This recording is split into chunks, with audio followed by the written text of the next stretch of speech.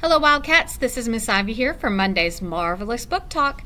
Today I'm sharing with you Scrouge by Jennifer Nielsen. And this one, I love her. I love her writing style. She has written several of our previous Lone Star books. So if you're just stuck and don't know what book to check out, she's always a great go-to author.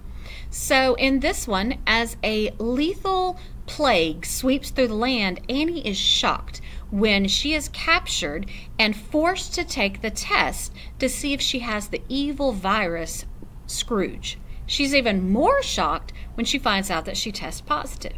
So she is whisked away to Attic Island, which is an abandoned old prison that they are now using as a quarantine colony. She quickly realizes that all of those people there are going to be forced to live out their short remaining days in pain, trapped in this colony. So she begins to wonder if it's all that it's cracked up to be. She starts to wonder if maybe she doesn't know the whole truth about this virus and this colony.